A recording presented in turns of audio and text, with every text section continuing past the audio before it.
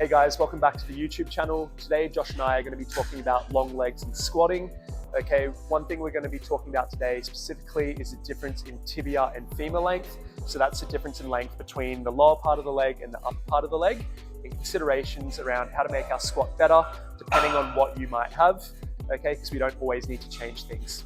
So typically, depending on whether you have longer femurs or longer tibias, we'll see two very different types of squat patterns.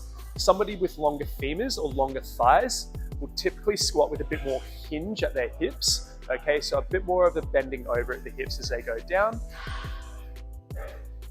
Somebody with longer tibias, okay, or longer shins might have a bit more of a squattier squat typically, where they're staying a bit more upright and are going straight up and down, okay? So they're the two different types of squat patterns we see, and we'll typically see that due to differences in either femur or tibia length. So the reason both squat patterns look very different depending on the length of either the femur or the tibia is due to our need to balance the barbell over our midfoot.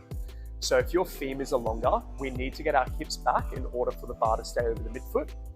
What we'd like to do to accessorize and make our long femur squats feel better is, because they're such a hingy or hip dominant movement, we want to make sure that we're strengthening things on our posterior chain like our lower back.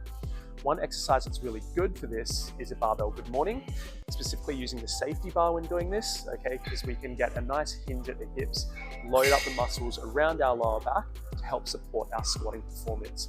So what Josh is going to do is he's going to demonstrate a good morning exercise using a safety bar and some heel wedges, which is going to allow him to get his hips back a little bit further, okay?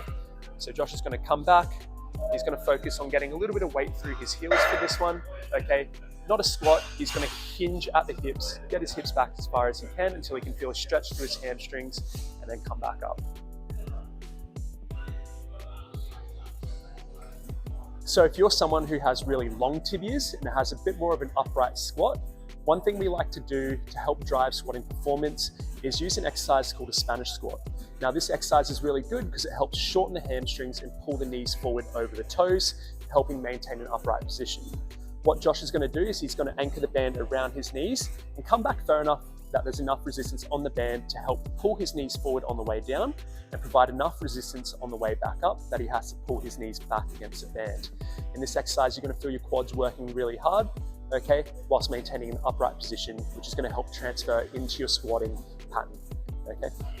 So there's just two examples on how you can help improve your squatting performance, whether it comes down to you having longer tibias or longer femurs. At the end of the day, it's all about maintaining the barbell over your midfoot and managing your center of mass. There's plenty of other ways to do this, so if you have any questions, feel free to drop a comment down below or send us a DM on Instagram.